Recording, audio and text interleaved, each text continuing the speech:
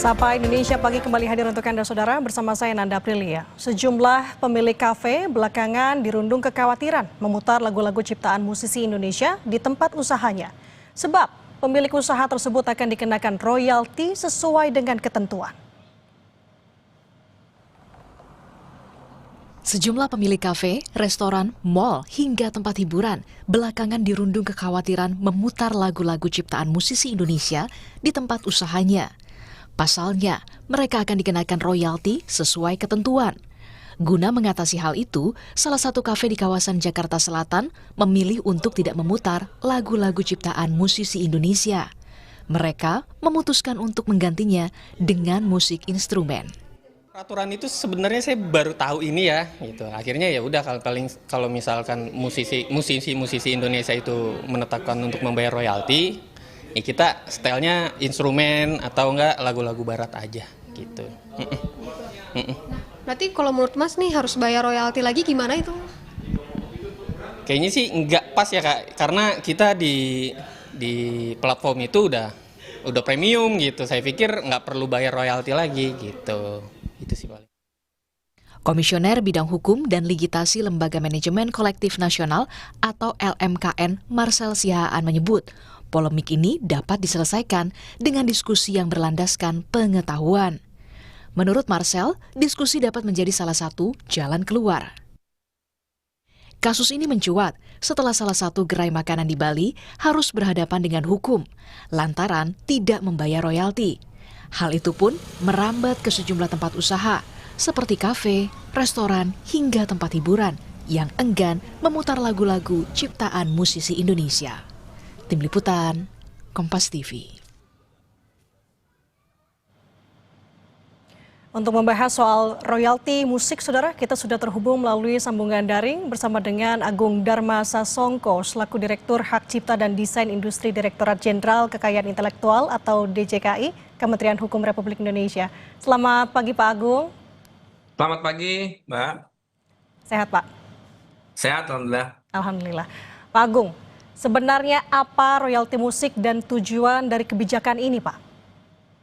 Iya, sebenarnya kalau kita bicara royalti, royalti ini kan memberikan imbalan kepada pencipta atau pemegang hak cipta ya, karena atas pemanfaatan karya lagu atau musik yang digunakan untuk kepentingan komersial.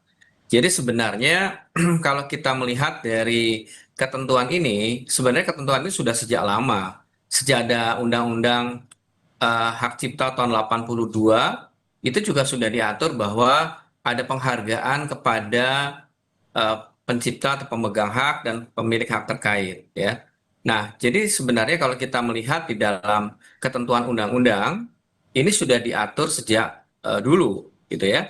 Dan juga penetapan royalti atau pembayaran royalti ini sendiri juga sudah ada sejak tahun 90. Nah, tahun 2014 Undang-Undang Hak Cipta yang tahun nomor 28 tahun 2014 itu klausulanya ditambahkan bahwa untuk penetapan royalti ada pengesahan dari kementerian atau dari pemerintah agar royalti ini besaran tarifnya itu sudah dikomunikasikan antara lembaga manajemen kolektif ya, lembaga manajemen kolektif nasional dengan pengguna atau user.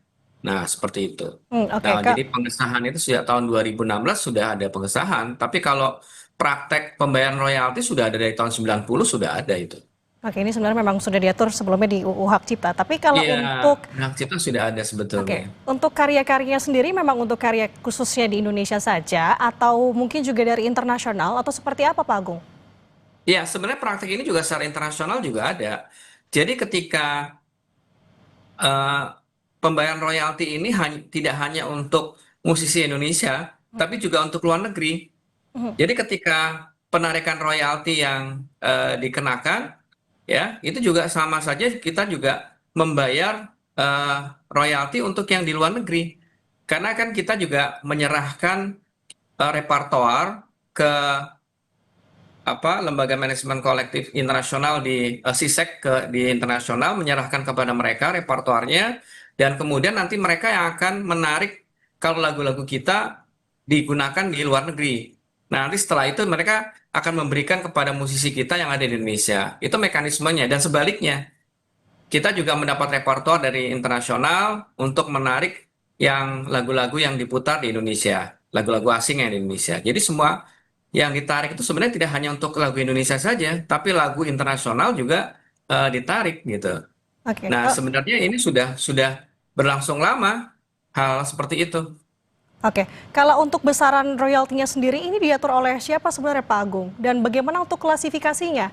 Jenis usahanya kita tahulah tidak hanya perusahaan waralaba besar saja, kita katakan juga ini menyasar untuk yang merintis, kita katakan seperti salah satunya mungkin UMKM, seperti apa Pak Agung? Iya, jadi sebenarnya gini, prinsip dasarnya adalah setiap eh, layanan publik bersifat komersial atau ruang-ruang publik yang menggunakan lagu atau musik untuk kepentingan komersial itu secara prinsip mereka harus membayar royalti.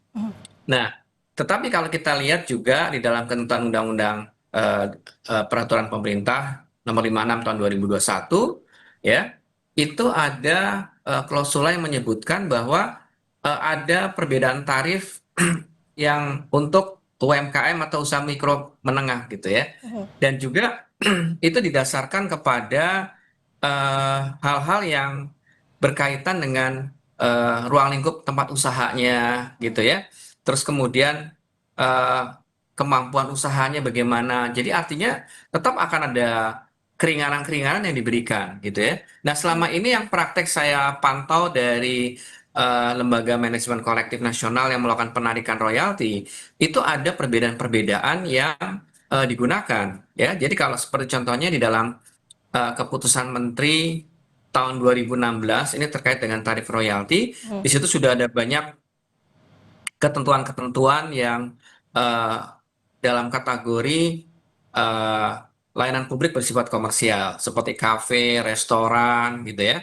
Seperti kafe dan restoran itu kan eh, pembayaran royaltinya 120.000 per kursi per tahun, Mbak. Oke, 110.000 per kursi per tahun. Artinya sekarang kalau katakanlah dia punya di kursinya full itu kursi misalkan Pak, berarti harus bayar ada 1.200.000 per sekitar tahun. ada 30 kursi umpamanya dia disediakan. Oke. Tapi yang rata-rata per hari cuma 6 kursi yang biasa 6 kursi yang orang datang gitu ya. Mhm. Nah, itu yang dihitung rata-rata itu adalah untuk UMKM seperti itu. Hmm.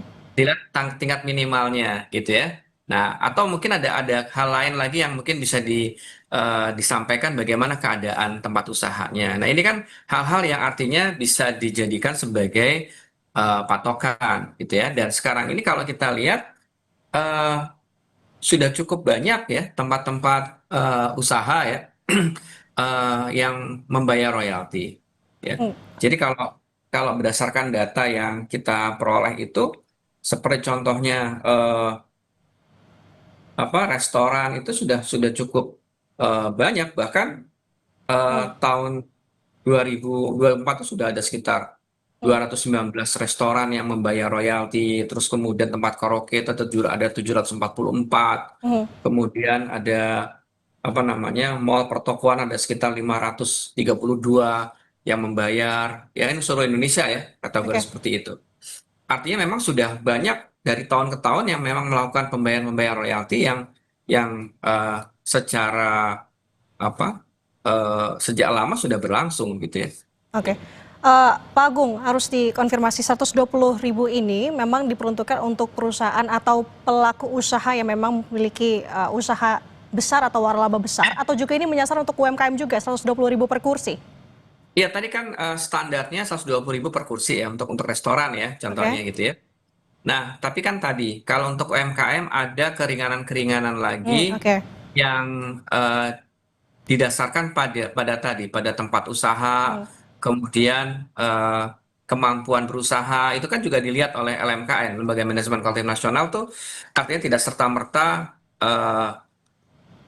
menyamakan dengan restoran yang sudah lebih maju gitu ya. tetap akan dilihat kemampuan usahanya, kemudian ruang lingkup usaha. Sebenarnya itu hanya dialog saja, nanti Oke. bagaimana kemampuannya itu kan dilihat, karena dalam peraturan pemerintah nomor 56 tahun 2021 dalam pasal 11 sudah dijelaskan apa namanya untuk apa namanya ada keringanan untuk UMKM atau usaha mikro gitu ya. Oke, keringanan seperti apa Pak Agung? Katakanlah pelaku usaha ini mengalami kesulitan finansial, lalu bagaimana solusinya jika memang kondisinya Ya, seperti itu? itu tadi. Kalau ke apa kesulitan finansial, artinya dia juga baru buka usaha, Mhm. itu kan juga dipertimbangkan Oke, bagaimana gitu ya.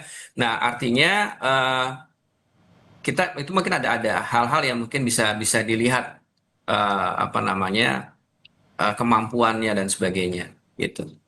oke. Kita tahu untuk hak royalti ini kewenangannya sebagian besar diatur oleh LMKN, seperti Anda tadi sampaikan Pak Agung. Sebenarnya bagaimana peran dari Ya, LMKN mengatur ini Pak Agung? iya. Jadi pertama yang harus saya sampaikan bahwa eh, penarikan royalti ini dilakukan murni oleh lembaga manajemen kolektif nasional.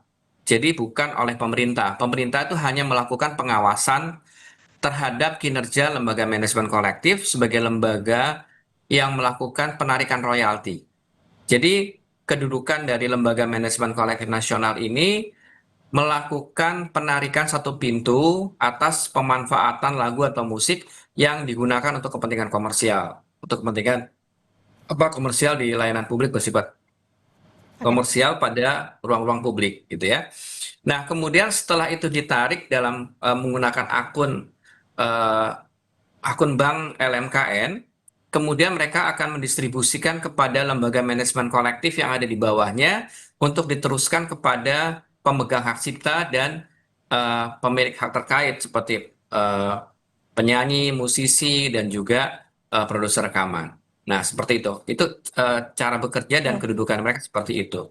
Kami dari pemerintah hanya melakukan pengawasan.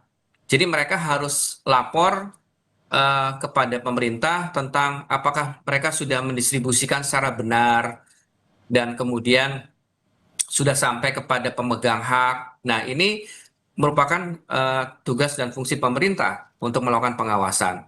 Nah, jadi ketika mereka tidak bisa perform, tidak bisa melaksanakan pekerjaannya dengan baik, maka ya pemerintah akan memberikan peringatan kepada lembaga manajemen kolektif nasional maupun lembaga manajemen kolektif yang ada di bawah LMKN. Gitu. Nah, ini ruangnya seperti itu. Jadi sama sekali pemerintah tidak menarik uang itu untuk masuk ke negara, tidak. Ini semua kepentingan pencipta atau pemegang hak cipta dan pemilik hak terkait. Hmm. Oke, Pak Agung, sebenarnya kan kalau kita melihat sikon saat ini ramainya akhir-akhir ini ya Pak Agung. Sebenarnya bagaimana Iya, pengawasan dari pihak Bapak sendiri? Apakah memang semua pencipta lagu ini sudah mendaftarkan hak ciptanya atau seperti apa sih Pak? iya, sebenarnya gini, kalau kita melihat dalam eh, pembayaran royalti ini kan didasarkan pada eh, berapa banyak lagu yang diputar dan kemudian lagu tersebut didistribusikan kepada pencipta karena lagu tersebut digunakan atau dimanfaatkan oleh eh, apa layanan publik bersifat komersial tadi pada ruang-ruang publik. Nah, jadi eh, pendistribusiannya adalah berdasarkan tadi penggunaan yang digunakan di pengguna di masyarakat, ya. Jadi kalau sekarang penghitungannya didasarkan pada itu. Jadi kalau sekarang pendistribusiannya kalau kami lihat dari hasil apa namanya rekapnya memang sudah ada pendistribusian yang langsung kepada pemegang hak cipta. Hmm. Nah, memang sebenarnya kalau kita lihat dari angka yang didapatkan, kalau saya menganalisis dari laporan keuangan yang dilaporkan oleh LMKN, memang belum seluruhnya sampai ke seluruh Indonesia ya. Eh, untuk penarikan royalti ini mungkin belum belum dikatakan belum optimal gitu ya. Masih beberapa kota besar di kota-kota besar yang melakukan pembayaran-pembayaran royalti gitu ya. Jadi sebenarnya kalau umpamanya seluruhnya sudah apa namanya optimal, mungkin ini akan pembayarannya untuk pendistribusian kepada pencipta dan pemegang hak akan lebih meningkat lagi gitu. Nah, yang ini yang menjadi pertanyaan Pak Agung, sebenarnya bagaimana teknis dari LMKN sendiri untuk kemudian bisa melakukan pengawasan, melihat turun ke lapangan, menarik royalti tadi, kemudian didistribusikan kepada pencipta. Sebenarnya alurnya seperti apa Pak untuk LMKN? Ya, LMKN itu kan mereka pertama melakukan edukasi kepada masyarakat pengguna untuk ketika ada menggunakan lagu, penggunaan lagu itu kan bisa dalam berupa konser musik, terus kemudian ketika konser musik membawakan lagu orang lain itu juga merupakan bagian dari eh, penarikan royalti. Terus kemudian dan tarifnya kan juga ada itu untuk konser musik itu tiket peserta tiket penonton dikali 2% gitu ya. Atau kalau dia gratis ya ongkos produksi dikali 2%. Ya. Nah, itu royaltinya seperti itu. Jadi artinya memberikan edukasi kepada masyarakat tentang kewajiban bayar royalti. Jadi kemudian setelah itu mereka melakukan penarikan kepada user. Dan tentunya tarif ini juga bukan serta-merta sepihak dilakukan oleh LMKN, tetapi LMKN dan bersama LMK itu melakukan pertemuan dengan user untuk besaran tarif, berapa sih tarif yang disepakati. Nah, setelah itu disepakati, maka itu akan disahkan sebagai pedoman untuk tarif, gitu. Nah, Oke. ini yang dilakukan dan edukasi-edukasi itu dilakukan terus oleh LMKN dan kemudian juga ada dialog-dialog yang intens antara LMKN dengan pengguna, gitu ya. Selama ini yang dilakukan seperti itu. Kalau hasil pantauan kami ya dari pemerintah. Oke, dari pemerintah selaku pengawas sudah berapa data yang dikantongi Pak untuk pihak-pihak mana saja yang sudah patuh ataupun bahkan yang diberikan sanksi terkait dengan royalti musik ini? Ya, jadi memang kalau dilihat dari angkanya yang kita bisa lihat, eh, ini kan kalau kita melihat dari perkembangannya, kita bisa melihat bahwa masih ada di kota-kota besar yang rata-rata kota-kota besar yang eh, punya yang sudah banyak membayar. Hmm, Tapi kan mungkin di eh, kota-kota kecil atau daerah di pinggir-pinggir kota itu masih banyak yang belum melakukan pembayaran. Dan itu juga LMKN juga melakukan edukasi dan kami dari pemerintah juga sebagai pengawas juga memberikan pemahaman juga bahwa hak-hak dari pencipta itu harus dihargai. Ketika kita menggunakan karya orang lain dan kita membayar royalti kan kita memberikan insentif dan memberikan apresiasi kepada para pencipta lagu ya, para pemegang hak cipta, kemudian para penyanyi, musisi ya. Ini kan juga merupakan apresiasi kita kepada mereka. hmm. Kita bisa memberikan apresiasi kepada mereka dalam bentuk tadi royalti tadi. Oke, Pak Agung, sekali lagi sebagai penutup sebenarnya harapan dari adanya Hak Cipta ini, tentunya ini tidak ingin merugikan pencipta lagu dan juga tidak ingin merugikan pelaku usaha. Apa harapannya ke depan, Pak? Ya, sebenarnya begini, Mbak. Ini kalau kita lihat eh, pembayaran royalti ini sudah berlangsung lama, ya. Dan pembayaran royalti ini eh, murni adalah untuk kesejahteraan pencipta atau pemegang hak cipta. Ya, kita bisa melihat sering terdengar berita-berita seorang pencipta atau ahli warisnya di masa tuanya tidak mendapatkan Hmm, apa kondisi yang kondisi yang sangat menguntungkan? memprihatinkan gitu Iya. ya. Dan artinya sebenarnya bahwa dia seorang legend gitu kan. Nah, kalau kita rajin membayar royalti, itu kan sama aja kita memberikan apresiasi kepada mereka untuk kesejahteraan mereka.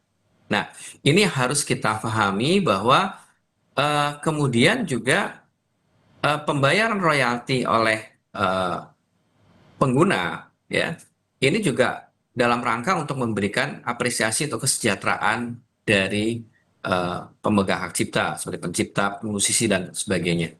Nah, jadi kalau bicara apakah ini sampai ya LMKN Lembaga Manajemen Keuangan Nasional sudah memberikan informasi yang seluas-luasnya dan kami juga sudah sampaikan ke mereka untuk tetap lebih terbuka lagi kepada masyarakat sehingga informasi ini bisa dibuka oleh masyarakat bahwa memang benar ini sudah sampai kepada pemegang hak gitu ya. Nah, jadi sebenarnya karena tadi penetapan tarif adalah berdasarkan kesepakatan antara lembaga manajemen kolektif nasional dengan pengguna, kalau user keberatan dengan nilai tarif tadi, ini bisa dikomunikasikan. Oke.